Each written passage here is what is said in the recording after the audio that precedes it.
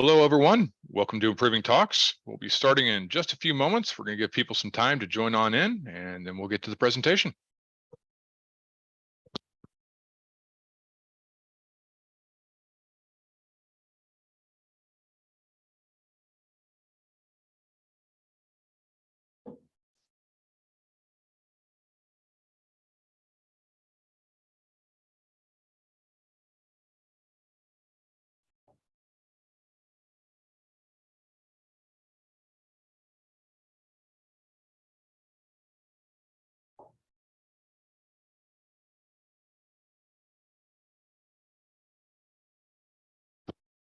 Once again, thank you for joining. We'll be starting at 12:03 Central Time.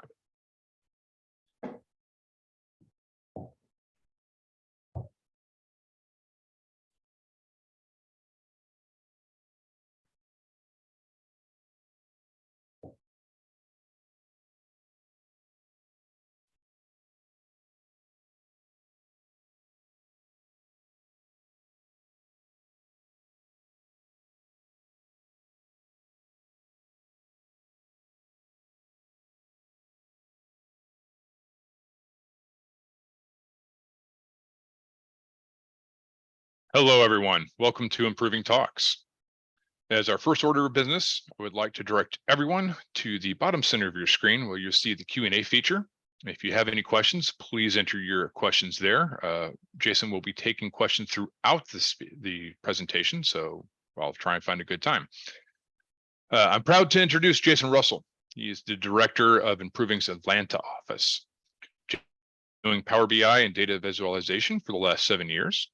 During that tenure, he's created various Power BI reports for a multitude of clients. Today, he will be teaching us about correct data visualization in Power BI. Take it away, Jason. All right, thanks, Bud. Appreciate it. Hope everyone is having a great day. We'll go ahead and get started with it's called Seeing is Believing. And we believe using psychology for better Power BI reports is beneficial for you and the people looking at your reports.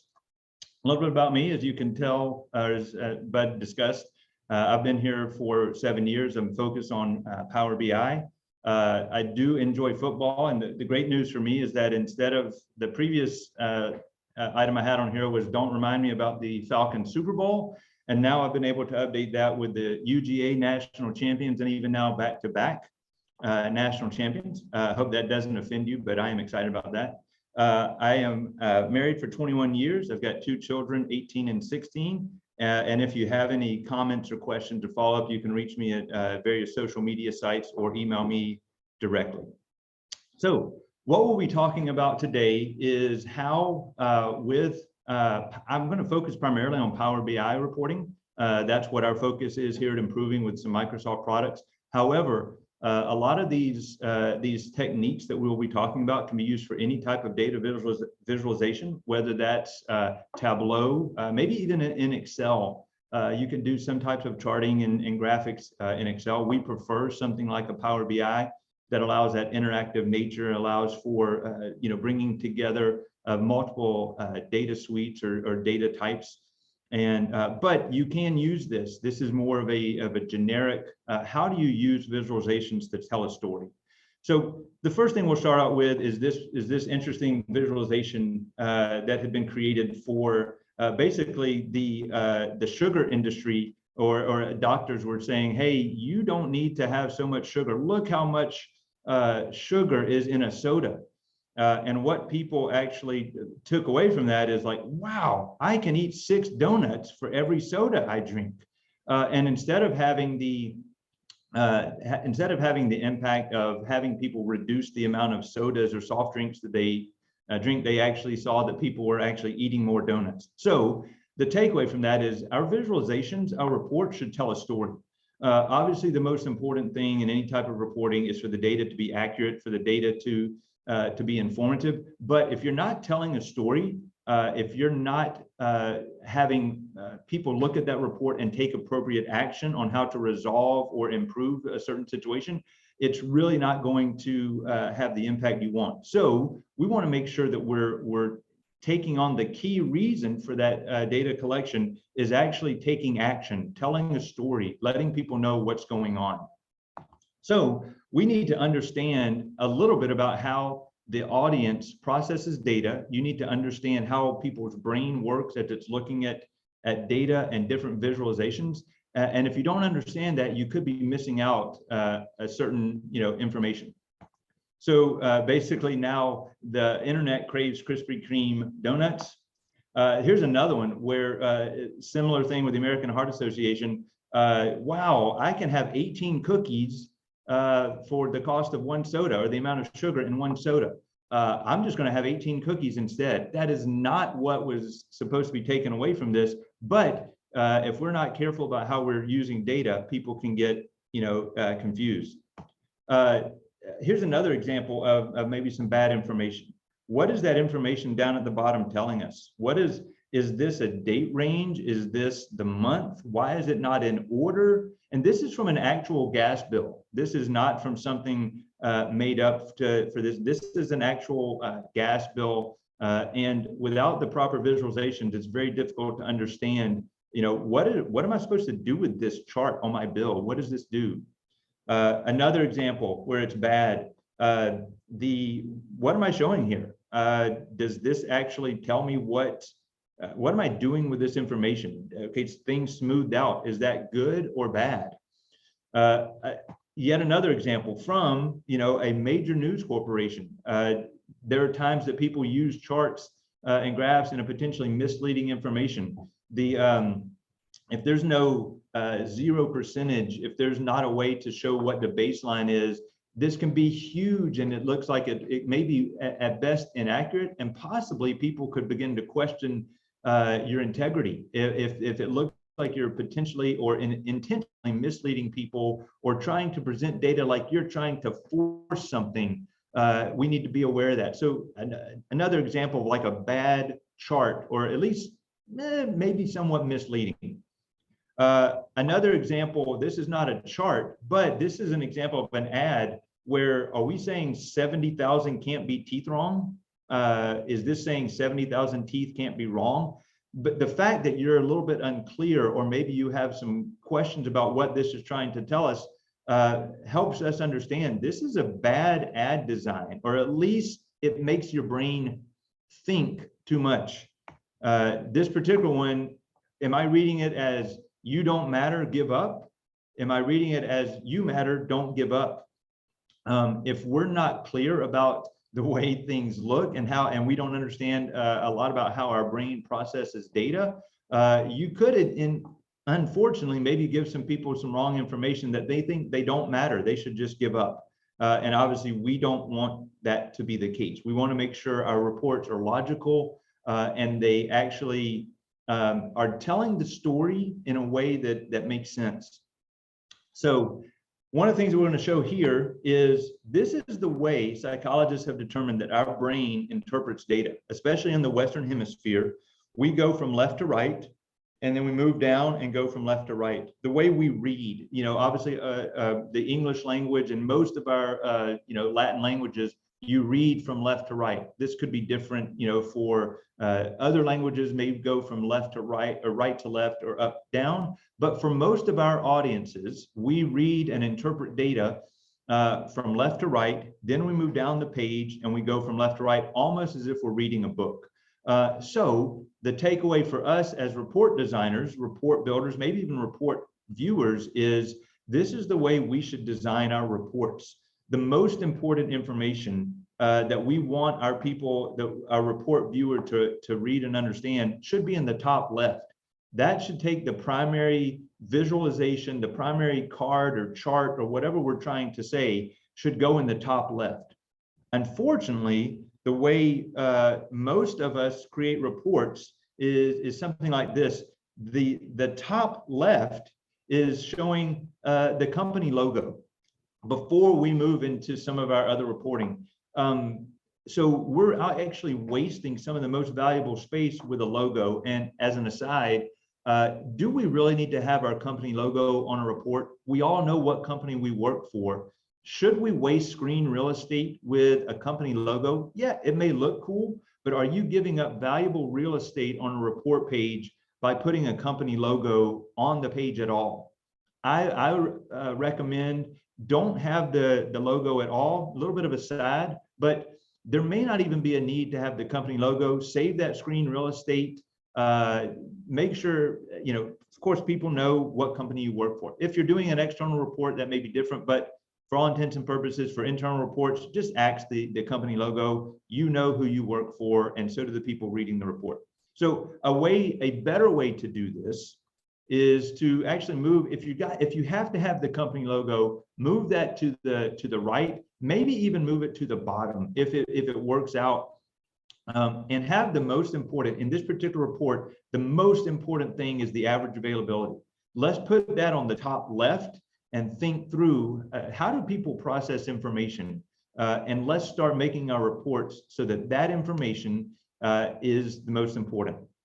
Another way this could work out is, here's a typical column chart, and you see the legend is on the left-hand side.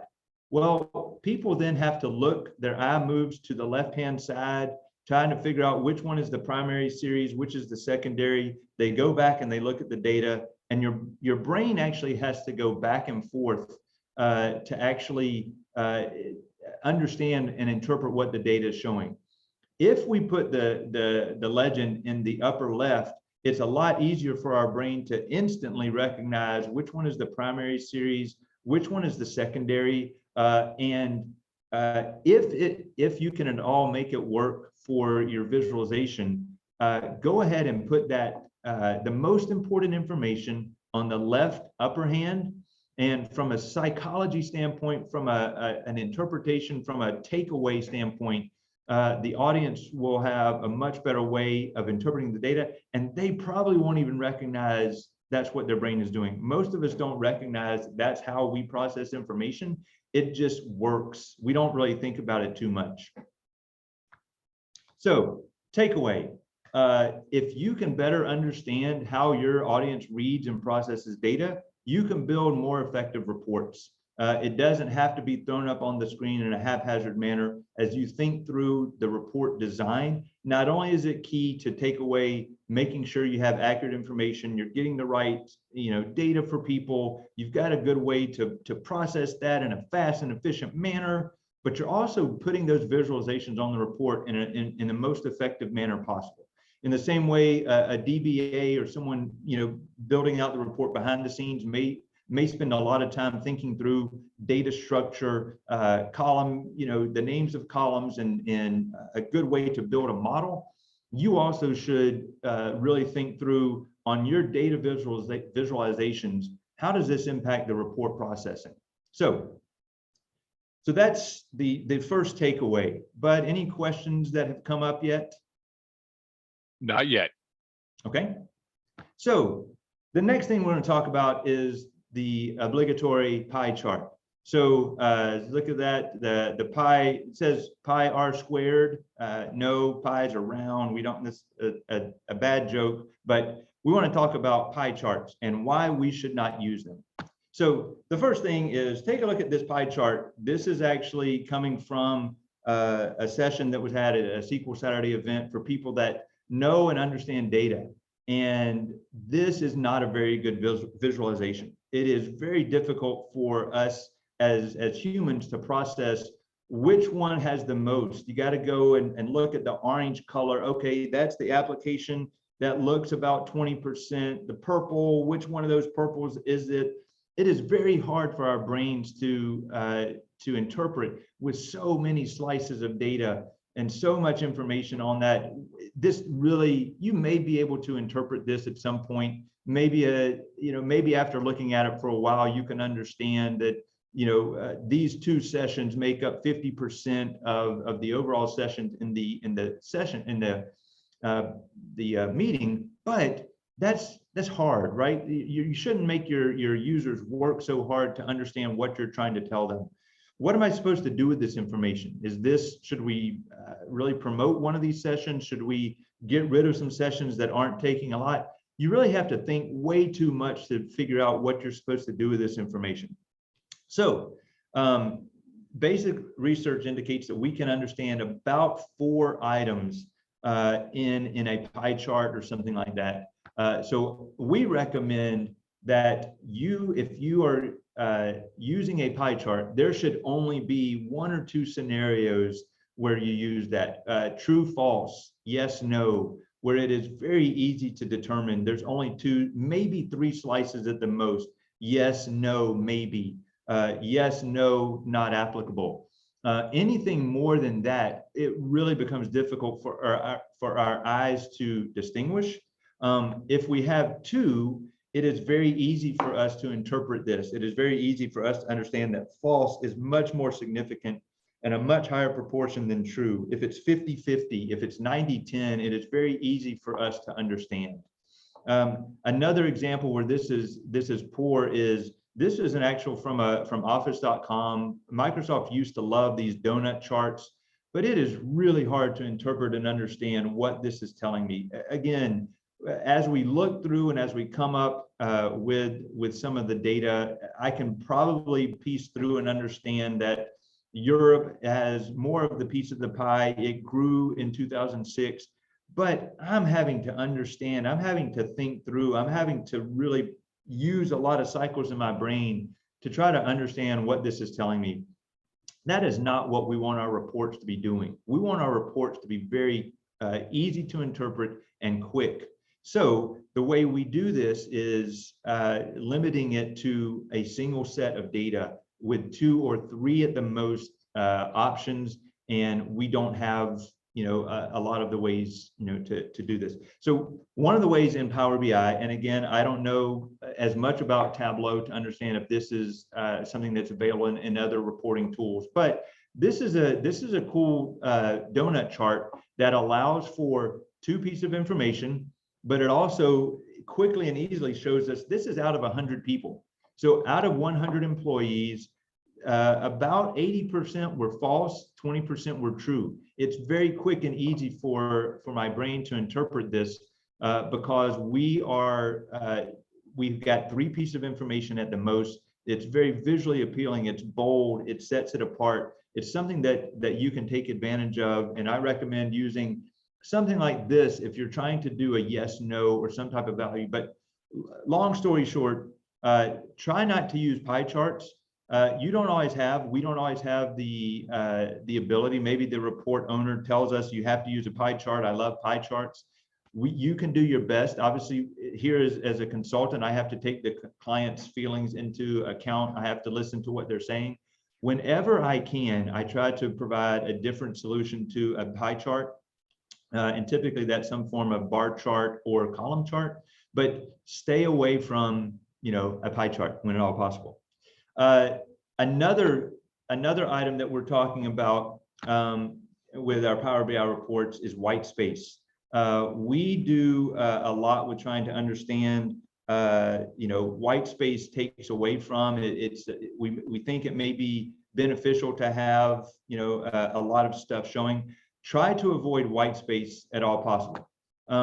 It should be subtle, shouldn't dominate, it shouldn't be the most, it shouldn't distract from what we're doing. Just like this amazing plate of food, there's very limited white space on the plate, right? The chef is making it look appealing by limiting what's showing on the plate. It looks full, it looks like it's a very good meal. So an example of this, where this was done a little bit poorly is we got white space all over the place. We've got gaps to the left and right of the health check where maybe the report could have been more useful. We've got this slicer in the upper left-hand corner where maybe we should have our most important information, but there's a lot of white space. It's kind of hard to, it's not wrong, right? There's nothing wrong showing in this data. It's just not necessarily visually appealing, and it could be done in a more effective manner to show the data that we're looking for. So take advantage of the white space on the report page. Take advantage of as much space as possible. Expand your visualizations as much as possible. So the other thing we see people do is they make a buffet, right? The buffet plate is not a great report strategy. And so again, with this dinner plate, it's full, you're getting a lot of food, man, you are going to be full after you eat this plate. There's all sorts of stuff on here, but it's a hodgepodge. And just like this report, so this is a hodgepodge of data. Not only does it have the logo at the top left, but it's got a lot of data. And you may say, Jason, look, they're taking advantage of the white space. I don't understand. You just said take advantage of the white space. The problem is there's way too much data on this. What are you supposed to take away from this? Our brains are not designed, for most of us, to be able to interpret the number of charts and graphs on this page. This cognitive load in psychology, the cognitive load is too much for our brains to interpret. It almost hurts because there's way too much going on. So I need to, as I'm building my reports, be aware of this cognitive load and the perceived clutter on this page. What's a better way to do this? It's probably to break this up into a series of different report pages. If this is a dashboard, you may need to have a dashboard that shows students per class and faculty information on two different dashboards. Maybe you need to break up your single huge report into 3 or 4 different report pages. Maybe there needs to be a way to have the different data showing on different pages. And again, there's nothing wrong here. The data is not inaccurate. It just doesn't tell a story. As a user, I don't know what I'm supposed to take away from this.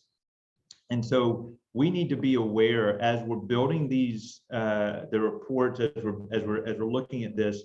Not only are we talking about how we build data and what we're doing and using some psychology in that, but also the type of visualizations that we're showing on this. So a couple of visualizations, a couple of things that we talked about, and as we're building that, I need you to think about, or I'd like you to think about, on your existing reports or reports that you're thinking about building, how would you design the report to take advantage of all the white space without overloading that with too much clutter or too many different visualizations?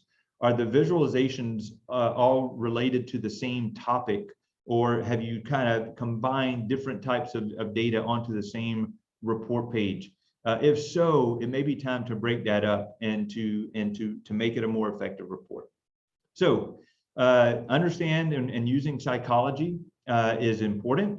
And now we're going to actually go into some actual different psychology stuff. So I don't know if you're a fan of dad jokes. I am. As a dad, I love dad jokes, but I don't know if I would use this one a lot. I don't know that my kids would understand Freudian jokes, but psychology, that class that you took in college or maybe high school, can actually help you, the current report builder, design and build better reports. And so let's take a look at a few of those. So visual perception. So this is the Olympic flag logo, or at least this is the way the Olympic flag works. And our brains organize reality into the simplest form possible. So we actually look at a series of circles instead of interpreting the individual parts of those different circles. Our brain recognizes this as 5 different circles, even though technically it may have been drawn with individual lines or curved lines coming up with 10 different distinct shapes. So our brain thinks about this. It's called the Gestalt psychology, is a set of laws that accounts for how we perceive or intuit patterns and conclusions. So Gestalt is German for unified whole. So as we're looking through these next items, all of these kind of relate to, and you can look up and spend a lot of time getting into these principles and understanding how they may impact your reports and how different visualizations may be useful for what story you are trying to tell. So the next item, so as we move on to the next one, so visual perception. We actually look at this, when items are together, when they are similar, when we enclose them, when there's gaps in certain spaces, our brain fills this in. Our brain interprets the data that's similar or in close proximity or has some sort of continuity. Our brain interprets that differently. And we should think through, as we're building those reports and report pages and trying to decide which visualization we should use, we should be at least aware of these to try to figure out how people are going to see some of our reports. So specifically, the principle of proximity. So items that are closer together will be viewed as belonging together.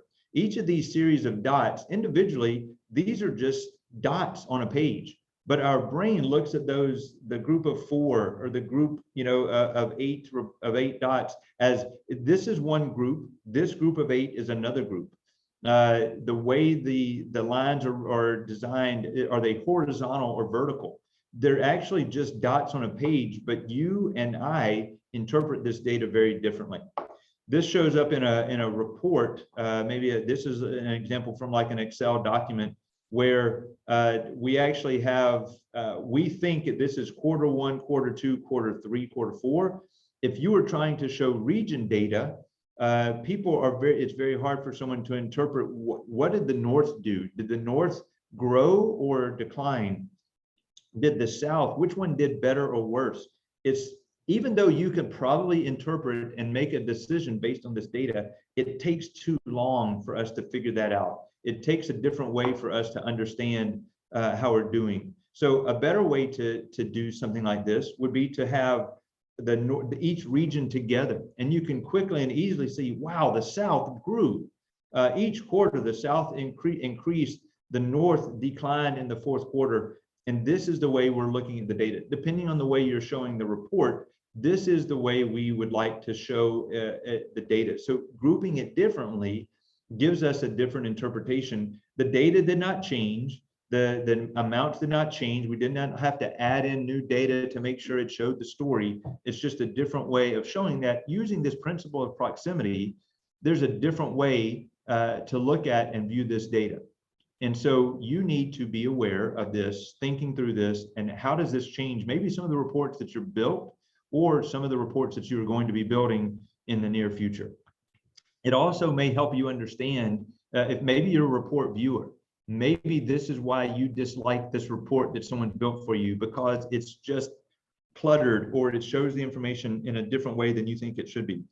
Maybe this kind of gives you some ammunition to take back and say, hey, can we tweak this report to make it more effective? So use the data, use this information how you will, but I really think this can go a long way to making your reports a little bit more effective. So one of my next favorite items, the principle of enclosure. This states that enclosing dissimilar objects within a boundary will unify them in the viewer's mind. So what this helps us see is it looks as though this group of 12 and the group of 10 are together. There's two separate blocks of dots on the page. If those boxes were not there, it would look like a single cohesive unit or listing of dots. But because those boxes are there, we think of them as two separate units of dots, two separate groups, as it were, of dots. Now, this affects us with different reports because most of us, or several of us, if we're not aware of this, we love the idea of putting boxes around our different visualizations. We think this is great. We put the box around, this is slick. I've got my cards that are showing my customers and my card that's showing products. I got everything broken apart, right? This is distinct and it's unique. Well, what if all of these reports are designed to be together? By selecting an industry, all of the items on the page are going to change. By putting boxes around the different visualizations, we've almost put separate entities and separate ideas in the viewer's mind about how this data is related. Since this data is related, we should have a better way of kind of using that and interpreting that for the client. So what that means is we could do it this way, where now there's no boxes. Okay, now they're all unified, Jason, but that looks ugly. That's not the way I design and build my reports. I don't like having this, stuff. So what I like to do and what I recommend you consider doing, take it or leave it, it's just advice. What about a subtle background change? What if instead of using boxes that makes us think of this data as isolated and independent, Instead of having just a white background where there's no distinction between and it's visually unappealing, what if you did a light or a shaded background on the report page and showed a distinction without putting a box around the report or the different visualizations? This subtle yet powerful way of making a distinction without making them separate is a huge part of maybe taking your report from good to great. You're not changing any of the data. Nothing on that report changed. We didn't change where the location of any of the boxes were. We didn't change any of the data on the report, any of the visualizations on the report, but we did make it a little bit more effective. We made it's a subtle change that could be very powerful with the way people just feel about the report. Maybe it takes up the usage on the report, or people are a little bit more interested in the data. And it's a subtle change that uses psychology, uses this principle of proximity to allow people to understand that these graphs and charts are related. When I select a month, when I select an industry or a product, everything on this report is going to change. I highly recommend you going and looking at some of your reports that you have built in the past. Did you build these reports with the boxes, with the borders? Maybe you did it with no borders and it's a little bit, it looks a little bit cluttered. Can you leverage this principle? Can you leverage this technique to just shade the background just a little bit to make your report that much more pop and help tell a story? All right, the next principle, the principle of continuity. This principle says that objects that appear to be arranged in a certain pattern to have direction and seem to continue are all part of a group. So this particular item, it looks like those red dots are one group, the black dots are another. They're really not. It's just a line of dots and a curved line of dots. But because we've grouped them in these colors, they're in a pattern with different colors, it visually applies to our brain that, boy, there's a different grouping here with the blue dots and the red dots, or the black dots and the red dots. And so you can use this to great effect in your report. These dots appear to be connected, and this is a report graphic. And if you look at it, you can tell that there's some data there, and HO-0 is the highest, but it's kind of hard to tell which is the lowest. Is ER0 or FS0 or MA0 lower? This is not a good way to actually show the data. It appears to be done in alphabetical order based on the axis. A better way to do this is, and this seems relatively simple, this is a great way to organize this, highest to lowest. This actually shows the revenue. It's very easy at a very quick glance to see that HO0 is first, PU0 is second, and SM0 really hasn't done anything. Your brain had to, with this previous one, had to kind of search and try to figure out which one has the least, what one haven't we sold. So this continuity principle allows us our brain to quickly interpret this data in a much more similar fashion. Sometimes you can't do this if you have a date range. Maybe you need it to go January to December because there's a timeline or a time item on your report or your graphic.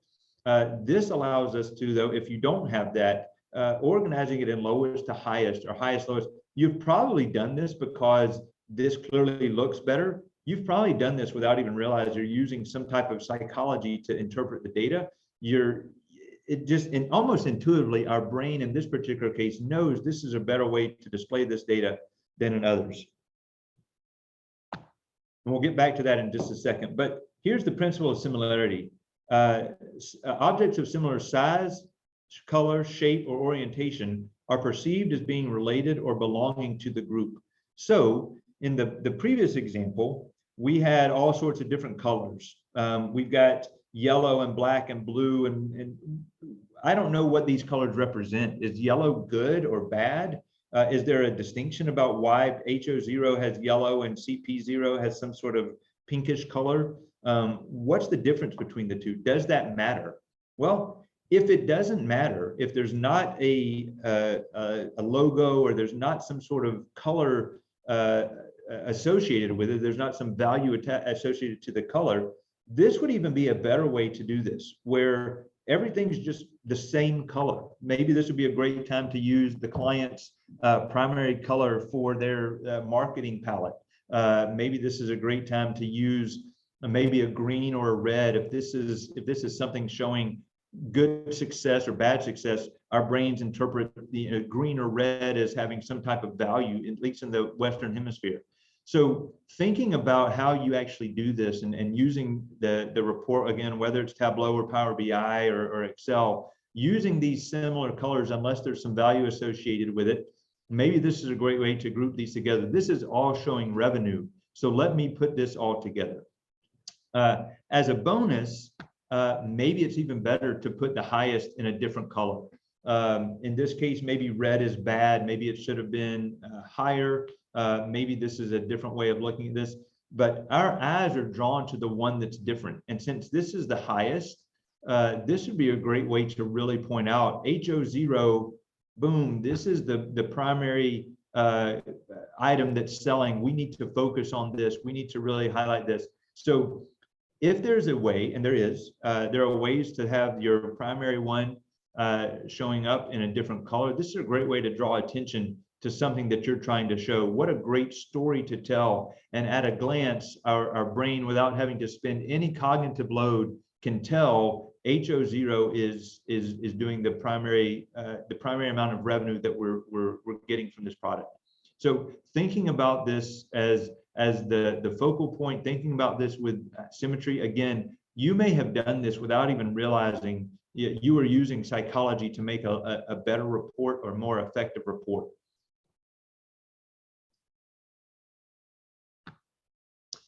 The last one we're going to talk about, the next one we're going to talk about is the principle of symmetry. Objects that are asymmetrical will cause the viewer to find the problem instead of concentrating on the visual. So we talked about on the symmetry, the idea that if anything is out of whack, if anything is out of alignment, we actually focus on this. In this case, it's very subtle, but these other dots, instead of being circles, are now octagons. So we start focusing on, if we're not careful, we start focusing on, why is that an octagon? Why is that different? Is there something that I should be aware of? We notice the difference rather than recognizing the same. So we're looking at things in a different manner because they are slightly different. So why does that matter for your reporting? Why does that matter for any type of reports or visualizations? When I show this report, you may be able to see information. You're looking at the data, you're saying, oh, Carlos is doing some stuff, but it could also be you're looking at, hey, why are these reports, why are these graphics different sizes? That map is slightly different size than the tree map. This is a little bit offline. I don't know if I like, and you're not even looking at the data, you're noticing that it looks like something is off. You may not even realize what you're noticing, but there's some type of dissonance in our brain where we're noticing the differences rather than being able to focus on the data. So as a report builder, even though it may take more time, even though it may be problematic and you're thinking through and you're trying to get things organized, do everything you can to try to have a similar look and feel, that you are matching the size of your different visualizations. Don't give people a reason to focus on the dissimilarities or things that are off. People will focus on that being off just a little bit, maybe even without realizing that that's what they're noticing, but they notice something is off in the report. So please spend time making sure your sizes are the same, or at least they're in line. Our brains tend to focus on symmetry, and the same line, that the boxes are in order. Up at the top, all these boxes, the wording is straight in line. There's nothing that's off by 1 or 2 pixels or a little bit. The boxes are the same size, and our brains don't have to spend any time focusing on the dissimilarities. They're just focusing on, what did Carlos do? How did Carlos do with his scorecard? Is he doing better or worse than he used to. And we're not focused on how the report looks a little bit off. So very key principle, and Power BI does a great job with allowing you to easily align boxes. You can align vertically, you can align horizontally, and bring them together and make sure they're the same size in a very quick and easy manner. And so this is a great way to make sure at least people are not focused on the report issues. They're focused on, the data in the report. So last item that we're going to be talking about is, so these ideas of these pre-attentive attributes of a report are items that actually our brain processes these within 200 milliseconds of exposure to the visual. So what that means is if something is of a different length, you can tell that that second line is of a different length. You find that very quick. If there's a different in width of, if you do decide to use borders around a visualization and one of them is a thicker border, your brain notices that very quickly and we're drawn to that. If something is just a little bit out of orientation, if something is a little bit blurred or one thing is a little bit of a different size, use different size text on your font, on your legend, use a different font style. That is what someone is going to be drawn to. And our brain processes that so quick, you don't even realize you're focusing on that, and you've totally lost track of, or your report viewer has lost track of what the data is showing. And instead of being able to tell your story, they're focused on this one item that's out of sync. So these are different things: the position, the grouping, the colors, the size, the shape. If you wonder why it may take a while to build a report correctly, it's because we should focus on making sure we're paying attention to these details, so that we're not drawn to these other oddities and other things. So great ways to think through. Maybe you need to go back and look at some of your reports and spend some time aligning boxes, aligning visuals, resizing some of your cards so that everything is of the same height and width, maybe that everything is the same distance apart. And there's some easy ways to do that by grouping them and organizing them in Power BI. And it is so effective to your report. I can't overstate the importance of making sure you have at least taken care of that before you kind of present the report to the report owner. So what does a good report look like? And this is one of my favorite movies, Princess Bride. He is telling a story. What does that story look like? Not only are we talking about the look and feel, we're talking about where the visualizations show up, how they're organized, what we're doing. Do we have the right chart or the right visual? So obviously this is not meant to be a report design. This is super busy, but this is a great reference tool that we've used to try to figure out what's the appropriate visualization for the strategy. Do we use a line graph or a column chart? Is this a great way to do a stack chart, or do we need to use some type of timing? Does our report need, is it a time-based thing, a quarter over quarter, month over month, year over year, or is this all based on just the totals? Is it based on quantities? So we've got, and at the end of this, I've got a couple of different URLs that you can visit to actually show and maybe to use this as a reference. You put it up on your wall so that you know it is very easily which one you should be using. You see there is still an example of, there may be a time to use a pie chart, but it is with a simple share. It is not complicated. So try to avoid your pie charts whenever possible. If you have a client that loves pie charts, I feel sorry for you. I apologize. You're just stuck with it, but try to avoid them if at all possible. So a good report. So a good report, as you're thinking through, what does your report look like? What does your report, doing? We need to make it appealing. So we remove clutter. We avoid visual data overload. We try to make certain that all of the visuals on the report page are focused on the same topic, the same sector of the data. If we've got a different way of looking at the data, we need to build a new report page. We like to tell clients that Power BI is more of an art than a science. While there is science to it, the art may be in the number of report pages that are needed versus the number of visualizations that are on the same page. So be aware to remove the clutter, but use all of the white space. There's a go right to the edge of the report. Don't try to scrunch everything to the middle. Resize things to take advantage of some of the space. Make the map a little bit bigger. Make the bar chart a little bit larger so that it's easier to see where the legend is, and make sure that people can read effectively. Manage that white space. Like I said, sometimes there's great ways to, if you make a small enhancement to the background, to lighten that up, make that a little bit gray. Maybe it's a different color that you like to use, but to set those visualizations off while also managing the white space appropriately. Leverage these different Gestalt principles that we talked about. Think about the way you're putting things that are similar together. Think about the way you're organizing where things are on your chart. If the time to repair is the most important thing, if sales profitability is the most important thing, put that in the primary spot on the report. Make sure you take advantage of where people's eyes are going to land first, and use that to tell your story. Maybe that's not where the slicer should go. Maybe the slicer needs to be moved to the right-hand side of the report to take advantage of where people need to see the data. Put these charts together in a way that tells that story and that leverages some of these principles rather than just putting them haphazardly on the page. Haphazard, probably not the right word, but be thoughtful about where this stuff goes on the report. It makes a huge difference.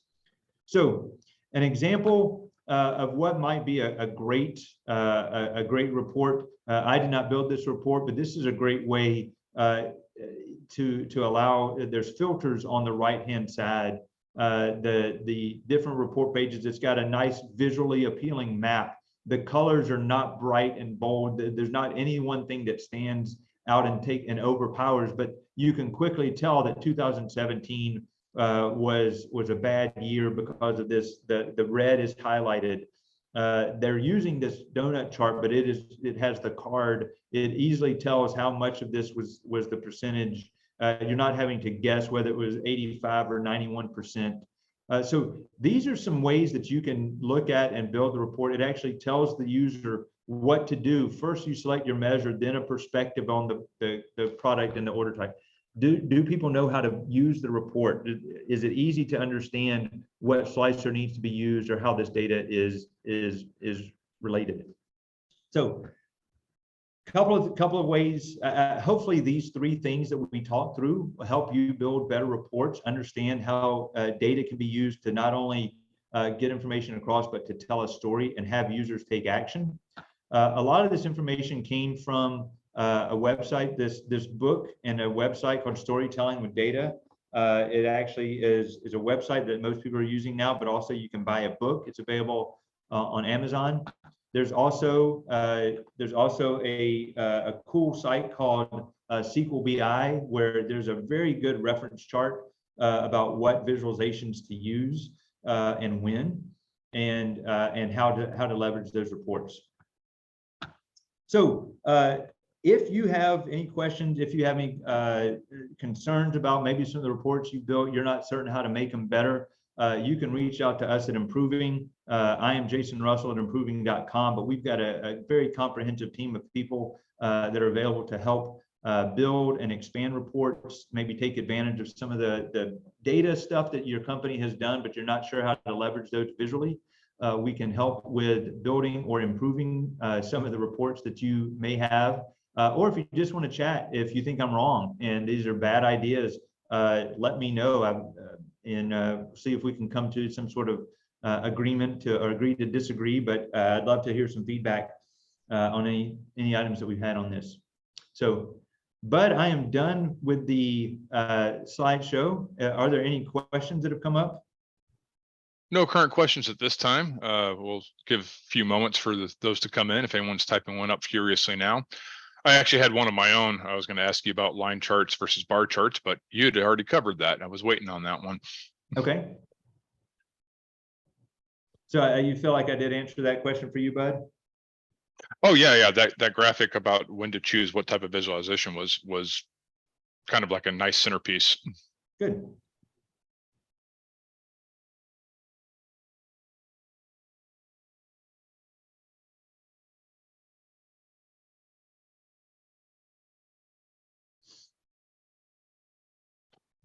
All right, we'll give everyone a few more moments to type up a question.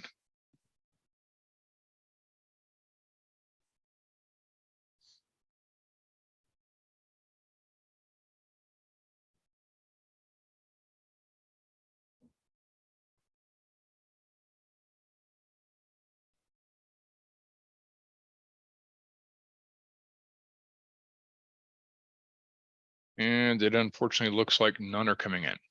Okay. All right. Well, I'd like to thank you all for being here at this Improving Talk, and I'd like to invite you all to next week's Improving Talk, where we have Scott Poulin talking about best practices for implementing LLM on modern data products. Hope to see you all there next week. Same time, same link. Thank you very much. Have a great day.